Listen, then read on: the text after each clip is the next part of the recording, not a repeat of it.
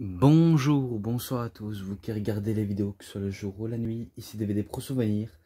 Là, cette fois-ci, je vais pas m'attaquer sur un pay-per-view, mais un DVD spécial où il y a un documentaire, plus quelques matchs. Donc, si vous savez pas de quoi il s'agit, je l'avais montré avec le coffret de WCW de Monday Night Raw, de l'Undertaker, une décennie d'invincibilité à WrestleMania, et un coffret de UFC de MMA. Et la suivante, si vous avez deviné, ben je vais vous le montrer directement. The Monday Night Wars, entre Raw et Nitro, Vince McMahon et Eric Bischoff. Bref, je sais que celui-là, il existe en version 3 DVD. 3 DVD. Peut-être c'est le volume 2 ou le volume 3 ou le volume 1, qui sait, mais je sais qu'il existe comme ça. Ou alors, est-ce que c'est ça, mais en version plus complète? Honnêtement, j'en ai aucune idée, mais c'est l'un des meilleurs reportages apparemment de tous les temps. Et que les Monday Night Wars, pour vous, qu'est-ce que c'est? Ben, en gros, ben, si vous saviez ou si vous saviez pas, Raw et Nitro s'affrontent pour avoir plus d'audience télévision par rapport à la qualité des matchs, des saignements et le produit qu'ils offrent aux fans. Et forcément, c'est sûr que la WCW est la concurrence parfaite pour rivaliser avec la WWE que par rapport à la TNA, par rapport à la EW. Celui-là, ça a été, on va dire, le premier à être l'un des pionniers d'avoir clashé une autre compagnie. Et qu'il n'y a pas besoin de comprendre qui dirige la fédération, vu comment vous savez bien qui sont. Monsieur McMahon qui dirige WWE du côté de Raw et WCW qui dirige la WCW du côté de Monday Night Raw. Voilà, WWE Vince McMahon, WCW Eric Bischoff.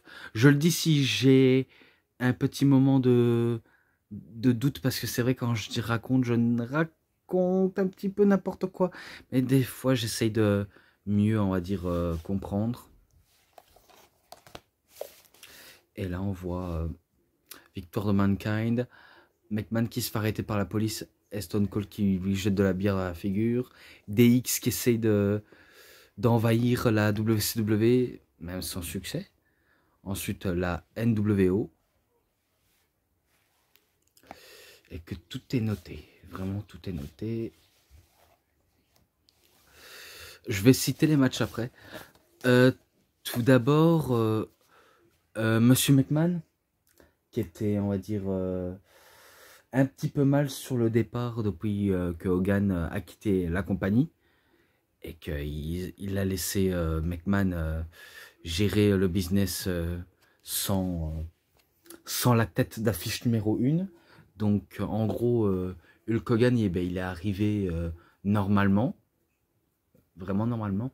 Par rapport à Lex Luger, c'est sûr qu'il n'est pas arrivé normalement, car en gros, Lex Luger, il avait un accord moral avec Monsieur McMahon, et qui lui avait promis qu'il re-signerait, et qui lui avait, en gros, entre guillemets, donné sa parole.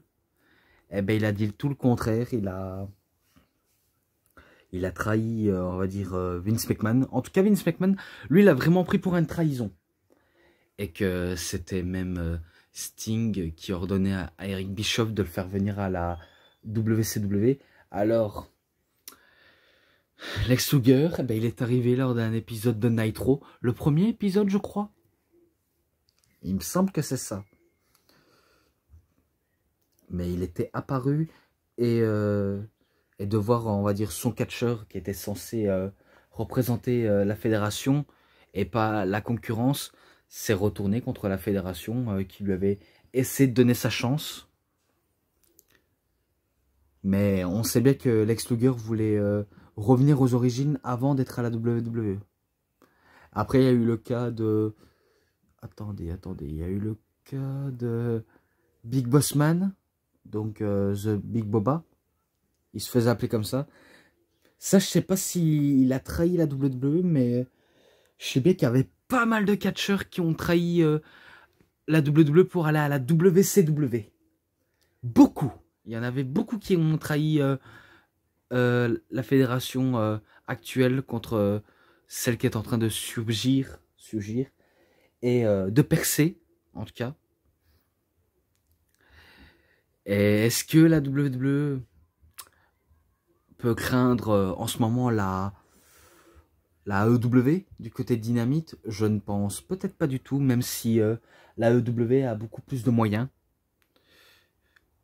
Et ce serait, on va dire, difficile de voir des catcheurs arriver à la AEW, massacrer tout le monde. C'est un peu comme, vous voyez, Roman Reigns débouler à Dynamite et tabasser tout le monde et déclarer une guerre ouverte à la AEW. Là, je fais un petit peu le parallèle entre ce qu'on pouvait avoir et qui nous faisait rêver. De toute façon, c'était un peu comme à l'époque du côté de la TNA. Si la TNA était une grosse compagnie de catch et qui, si je crois bien, n'avait pas été gâchée par les dirigeants, peut-être qu'il aurait concurrencé la WWE, mais toujours ça ferait l'effet de l'épée dans l'eau. Et maintenant avec la AEW, c'est vrai qu'il faut surveiller de près, même si il y en a, je sais bien, qui trollent les gens, mais c'est pas forcément la chose la plus raisonnable possible. Concernant les catcheurs qui ont trahi la WWE, ben, je sais bien qu'il y avait eu Rick Rude, qui était mécontent de son, on va dire, booking actuel. Donc il refusait d'écouter ce que les scénaristes lui avaient à proposer. Et il ne supportait pas d'être l'un des laquais de Shawn Michaels. Car, rappel, Rick Rude et Shawn Michaels se détestaient réellement. Et qu'il a accepté à contre-cœur d'être dans la DX.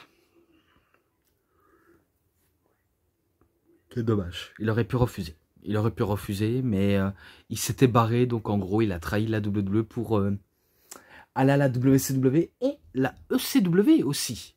Donc c'est un des premiers à avoir été dans deux compagnies exactement différentes pour mieux réussir.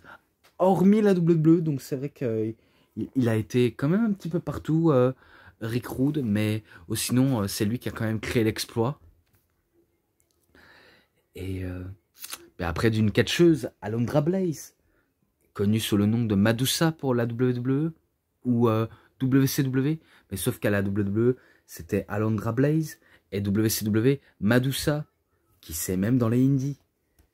Là, elle avait fait un speech comme quoi elle pouvait être libre de son contrat et que vu comment la division féminin, ça donnait pas forcément envie, je le reconnais, c'est sûr que ça donnait pas envie à certains et que elle chope une poubelle là où il y a les commentateurs, Mongo Michaels, Bobby Heenan et Eric Bischoff, où elle jette la ceinture à la poubelle en disant voilà ce que j'en fais de ton titre.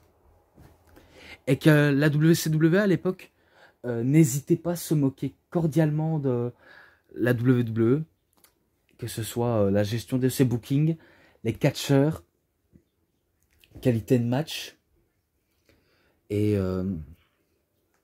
politiquement parlant, en coulisses, donc c'était pas mieux non plus.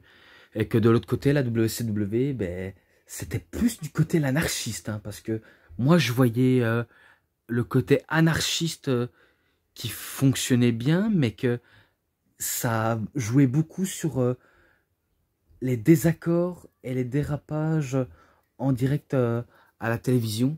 Ça a été le cas par rapport à Vince Russo et Hulk Hogan, que lui aussi avait justement trahi la WWE pour aller à la Fédération de Concurrence pour essayer, entre guillemets, la sauver. Et que dans ce reportage, on va voir tous les images. Tous les images avec les différents avis de M. McMahon, d'Eric Bischoff. il y avait aussi Mick Foley, Chris Jericho, peut-être Triple H, Ric Flair surtout, Ric Flair, Shawn Michaels qui suivit ça de plus près, et pas mal de catcheurs, même les poids moyens aussi.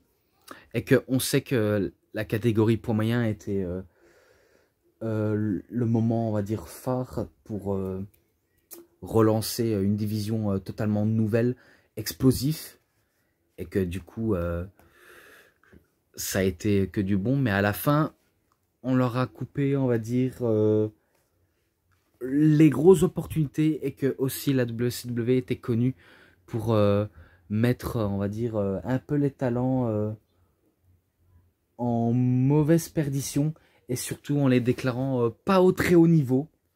Ça a été le cas de l'Undertaker, qui avait déjà travaillé pour la WCW. Et bien les officiels justement de la VCW ont dit qu'il n'avait pas le niveau pour être un énorme catcheur. Et pourtant, quand il va à la WWE, c'est une méga star. Et c'est un peu comme on avait vu du côté de la WWE.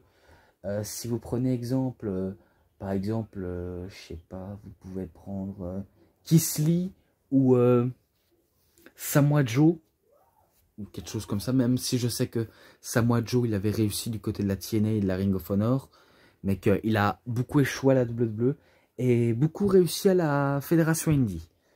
Mais si vous prenez Keith Lee, certes, il n'a pas le physique d'un main eventer, car c'est vrai qu'il est, on va dire, costaud, mais il n'a pas le physique ultra dynamique, ultra décontracté par rapport au reste des catcheurs.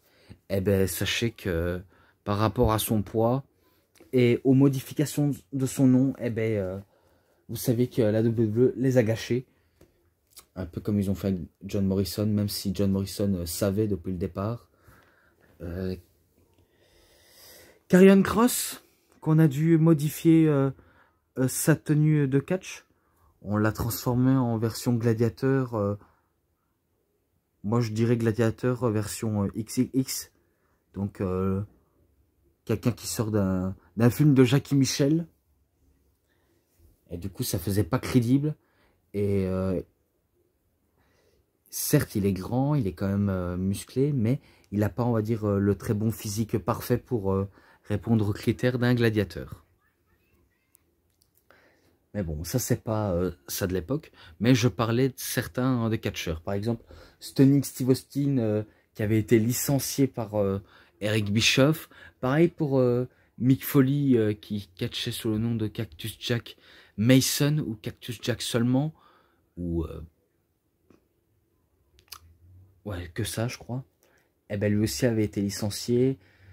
Polyman, lui aussi, il avait été viré par rapport à des raisons que j'ignore. Peut-être que c'est par rapport au côté créatif, et que Paul Heyman a un côté ultra innovant dans ce milieu du business, et qui détestait purement, sincèrement Eric Bischoff, car les deux ne s'appréciaient pas du tout. Et que suite à ce renvoi, je pense que Paul Heyman va créer la ECW, où la WWE va quand même aider la petite structure à faire des bonnes promos, tout ça gratuitement, car pour lui, ce serait que du bon pour le business. Mais après, on a vu dans les deux compagnies qu'ils ont volé les idées de Paul Heyman. Et que non, je ne déconne pas. Si vous voyez Stone Cold Steve Austin boire de la bière, eh bien, sachez que il a copié, on va dire, le Sandman pour en faire à sa sauce du côté Made in WWE.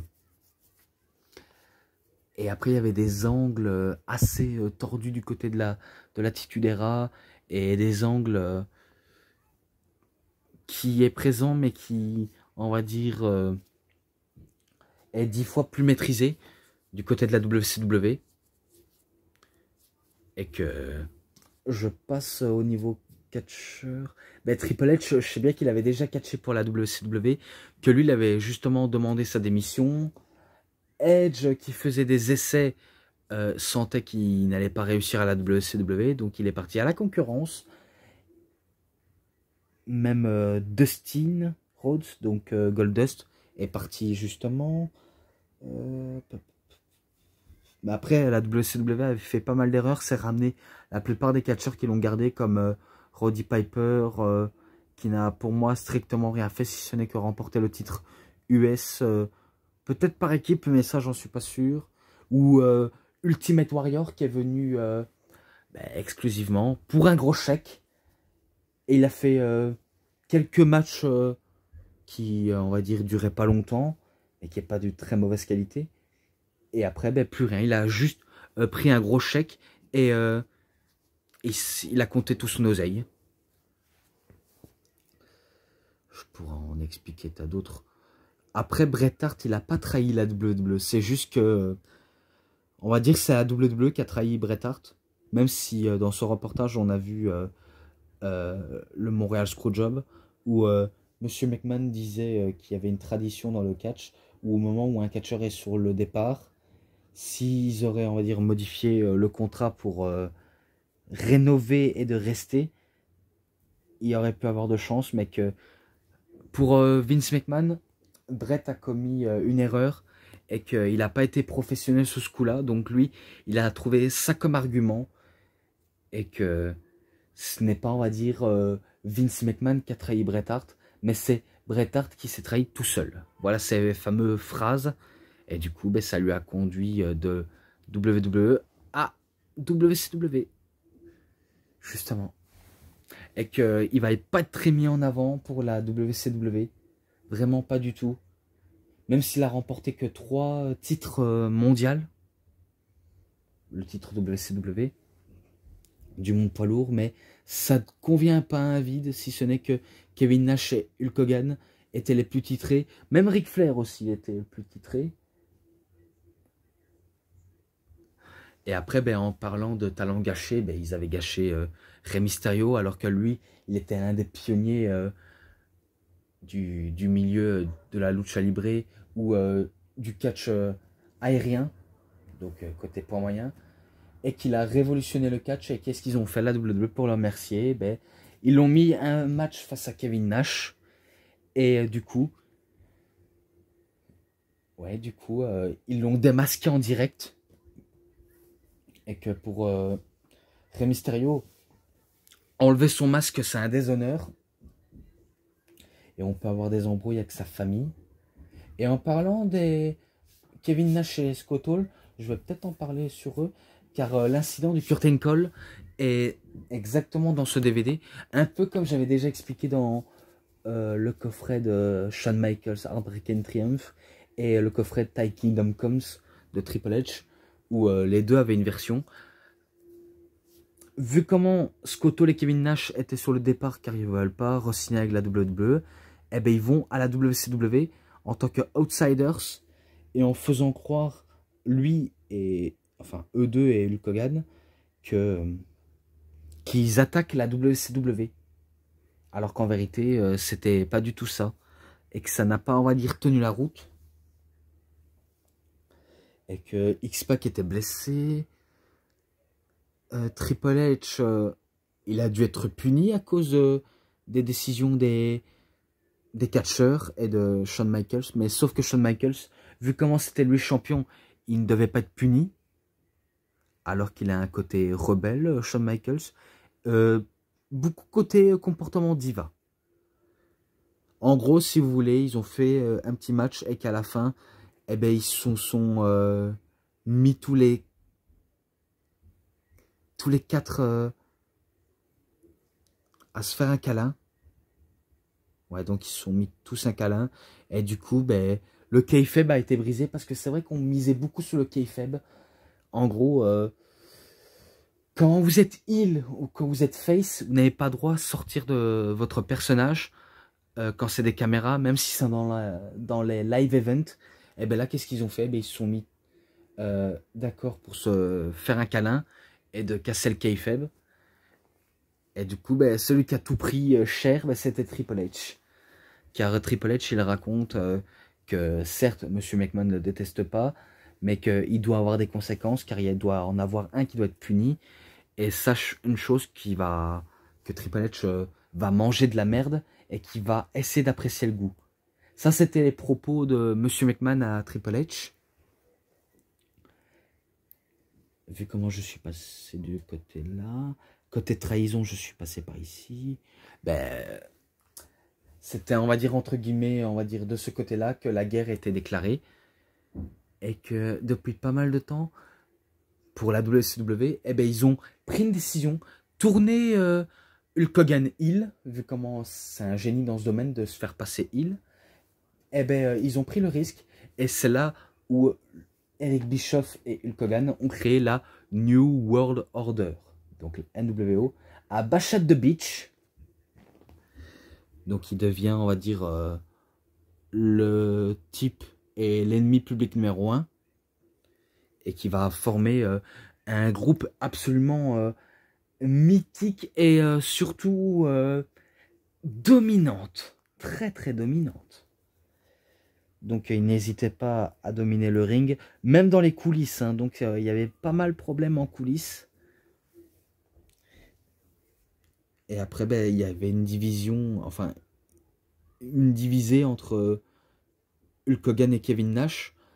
Kevin Nash l'a formé la nouvelle NWO, mais en version Wolfpack, tandis que Hulk Hogan, ben, lui, c'est version Hollywood actuellement. Et que je me rappelle que la série de victoires de Goldberg a été cassée par Kevin Nash, alors que Scotto, il avait pris un taser pour taser justement Goldberg. Donc oui, il a utilisé un matraque électrique, pistolet taser, ce que vous voulez. Eh ben, il bat justement Goldberg. Ensuite, Goldberg est ramené au commissariat car il avait commis, je sais pas, quelque chose. Et qu'il était prévu pour battre Kevin Nash. Et finalement, ben, c'est Hulk Hogan qui répond à la place de Goldberg. Et là, c'est le pire moment qu'on a vu. Et que on peut se dire, putain, est-ce que c'est faux? Le kayfabe a été cassé. En gros, ils ont fait un Finger Poke of Doom. En fait, si vous voulez savoir, la cloche sonne.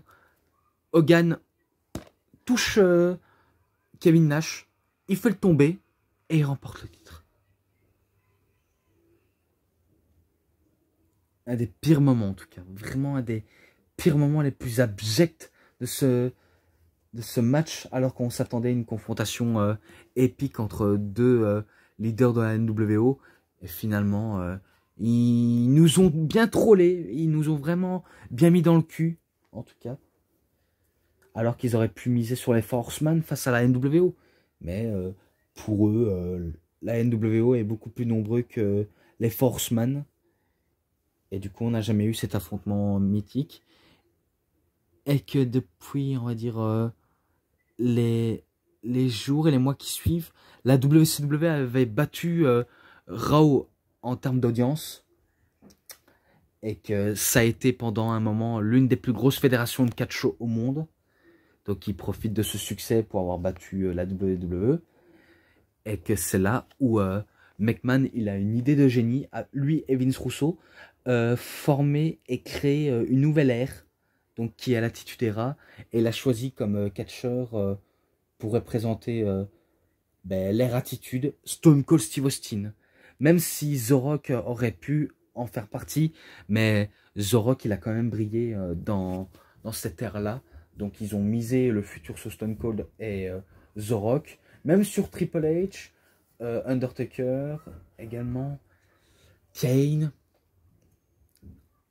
et j'en passe, hein, et j'en passe. Même Kurt Angle qui pourrait même arriver aussi. Donc ils ont fait de lui un gros main eventer, pardonnez-moi. Et tandis que la WCW commençait à modifier son produit, par exemple Sting, il s'était, on va dire, trouvé une inspiration à The Crow. Donc oui, un personnage sombre, mystérieux, qui est un justicier, qui agit comme un justicier. Il a, on va dire, pas mal d'idées à la Stone Cold Steve Austin, même s'il agit plutôt correctement bien par rapport à Austin. Et il avait aussi un genre d'attitude, l'aura et le charisme de l'Undertaker. Même s'il n'a pas, on va dire, exactement les mêmes critères, mais vous avez compris. Et là, la WCW a bien réussi son coup avec Sting. Et surtout créé un rookie de l'année, qui est justement Goldberg. Honnêtement. Et que je me rappelle que pendant un an, car il était dit, Sting n'a toujours pas catché à la WCW. Et que lors de Starrcade, il devait, on va dire, battre Hulk Hogan. Mais sauf que finalement, Hulk Hogan avait, entre guillemets, enterré Sting. Et qu'il devait, on va dire, payer l'arbitre qui était Nick Patrick. Donc en gros, Hogan, il remporte le match. Mais Bret Hart qui arrive en disant que l'arbitre avait compté trop vite alors qu'en vérité, il a fait un compte normal. Donc il décide de relancer le match. Et c'est là où Sting il fait un Scorpion Death Drop, donc le sharpshooter, et il remporte le titre. Donc ça a été l'une des plus grosses erreurs pour la WCW, et des erreurs de booking, ils vont enchaîner pas mal. Surtout quand il va avoir Vince Russo, qui est un producteur, et qui a trahi à son tour la WWE pour la WCW. Donc je me rappelle qu'il a, on va dire, essayé de sauver la WCW, vu comment il commençait à se faire battre en termes d'audience, et ça commençait à l'une d'être les pires années pour la WCW. Donc je me rappelle qu'il avait fait tourner Hill, Goldberg et même Sting. Et ça, c'était l'une des plus grosses mauvaises idées. Et surtout mettre une célébrité, un acteur de cinéma, tel que David Arquette, qui a joué dans Scream, en mettant le titre du monde poids lourd de la WCW sous les épaules. Ça, c'était une grosse erreur. Et ça, c'est problématique. Alors que le titre a été remporté par les plus grands. Ou encore, il y a eu pas mal d'affaires en coulisses, justement, par rapport à Sid Vicious et Arn Anderson. Et aussi, également, attendez, des problèmes entre Vince Russo et Hulk Hogan. Donc, ils se sont confrontés à la télévision. Et en gros, si vous voulez, Jeff Jarrett était le champion du monde. Il se couche par terre en demandant à Hogan de faire le tomber. Et que Vince Russo arrive en disant que Hogan est totalement has-been. Et qu'il fait tout pour parvenir à ses fins pour gagner des matchs à la WCW aux dépens des jeunes catcheurs.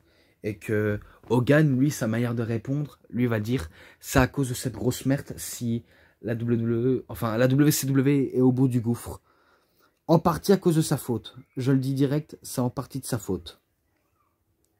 Donc il fait le tomber, il remporte le match, mais après Vince Russo prend la ceinture, l'air de dire que il doit avoir un nouveau champion et on ne dépendra pas d'un vieux chauve fils de la plage qui est Hulk Hogan. Donc c'est sûr, Vince Russo trash talk Hulk Hogan, honnêtement. Et c'est là où la WCW se retrouve sans mascotte phare de la WCW et qu'il y a eu un procès et que Hogan a hérité les 5 millions de dollars en liquide. Et du coup, ben, à force de trop payer les catcheurs, la WCW, ben, elle s'est plongée dans un gouffre financier. Et surtout, en payant Hall & Nash, qu'ils étaient libres de catcher ou non. Et tout ça de manière garantie. Donc, ils ont eu des contrats garantis pour être payés quoi qu'il arrive. Terrible erreur, en tout cas. Bon, après, ils ont gâché notamment Chris Jericho, Eddie Guerrero qui cantonnait au milieu de carte, mais qu'il est revenu, enfin, qu'il voulait tenter sa chance à la WWE. Pareil pour Rey Mysterio, pareil pour Chris Jericho également, vu comment il a été stoppé par on va dire, un groupe de scénaristes qui ne voulaient pas, on va dire, faire une storyline intéressante entre lui et Goldberg. Donc ils ont longtemps refusé à ça. Et du coup, ben, il s'est barré à la WWE et du coup, ça a devenu un parcours mémorable. Et Chris Benoit, je sais bien qu'il avait remporté le titre WCW, mais qu'il a dû contraindre d'abandonner le titre car il avait signé un contrat avec la WWE. Et après, ben, je crois que ça part de là. Vu comment la WWE commence à monter en puissance, honnêtement. Donc elle montait. Et du coup, la WCW, lors de dernier épisode de Nitro, ils ont dû, on va dire, racheter la WCW à Monsieur McMahon. Donc, ils ont vendu à Monsieur McMahon et la WCW, et la WWE, pardon. Même si Shane McMahon l'a entre guillemets pris, mais on sait bien que c'est Vince McMahon qui l'a acheté et pris. Mais ils ont dû faire quand même un saignement dessus. Et après, l'erreur de la WCW, c'est quand ils ont lancé le programme Thunder pour concurrencer SmackDown. Donc ça a été la erreur de trop. Et j'ai peut-être oublié, mais McMahon, lui, l'avait créé comme faction, l'ADX, justement. Vu comment Eric Bischoff, lui, l'avait créé la NWO. Et bien lui, l'ADX. Et ils vont essayer, je dis bien, essayer d'envahir le show de la WCW. Donc, une attaque directe envers Fédération concurrente, c'était assez imaginable. Et que je sais bien que Eric Bischoff voulait challenger Monsieur McMahon, peut-être à un défi ou un match, mais McMahon a refusé de concurrencer directement, car c'était pour lui à la WWE, ça doit se passer. Et du coup, il a racheté. Et la WCW n'existe plus. Et pareil pour la ECW, qui a été en même temps achetée par Monsieur McMahon. Et que la WCW se sont fait, on va dire, niquer tout seul. Ils se sont tirés une balle dans le pied à cause des mauvais choix créatifs. Et qu'ils sont elles-mêmes responsables de leur chute vertigineuse. Et qu'ils ont dû même payer WrestleMania pour Monsieur McMahon. Honnêtement. Et que ça s'achève ici, vu comment les catcheurs WCW appartient aussi à Monsieur McMahon, sauf Sting, que lui ira catcher du côté de la TNA, et que pendant très très longtemps, il a été considéré comme une référence, et le premier à n'avoir jamais eu de contrat à la WWE jusqu'en 2014, je sais. Mais sinon, il y en a qui ont accepté de travailler pour la WWE, malgré tout, que ce soit ECW et WCW. Et ensuite, je crois que ça s'arrête ici. Donc, je pense que je vais passer au bonus. Tout d'abord, il y a un match entre Stone Cold Steve Austin, Shawn Michaels contre British Bulldog, Davey Boy Smith et Owen Hart. Un match qui est présent dans le coffret de Stone Cold. Et que le match était bon, pas mal explosif. Je me rappelle que il y avait des petits changements. Shawn Michaels qui fait un switch de musique sur Bulldog et Austin qui fait le tomber. Et du coup, c'est Austin et Michaels qui remportent le titre. Et qu'après, ils ont eu une petite discussion par rapport à l'accrochage avec la famille Hart. Donc ce match en description. Shawn Michaels et Triple H contre Legend of Doom. Donc celui-là, je ne l'ai jamais noté. Vraiment jamais noté. Bon, c'est entre guillemets là où l'ADX commence à semer le chaos face aux Legend of Doom qui vont être des sacrées victimes pour la pour la ADX, pardonnez-moi. Et que, si je crois bien, il y a Billy Gunn et Jesse James qui arrivent. Donc ça veut dire c'est les Road Warriors qui remportent par disqualification. Et qu'après, je me rappelle qu'ils vont couper les cheveux de Hawk avec une tondeuse et faire passer à travers la table Animal. Donc ce match-là, 3,40 pour ce moment-là. Ensuite, two match of Nitro. D'accord. Donc il y a 2 matchs à Raw et 2 matchs à Nitro. Oui, d'accord. Vu comment il y avait pas mal de saignements. Par exemple, le saignement de Rick Rude, le saignement de Eric Bischoff, Jim Cornette et d'autres. Donc je vous laisserai découvrir si vous n'avez jamais vu ce DVD sur les Monday Night Wars ou le coffret sur les Monday Night Wars, peu importe lequel vous préférez.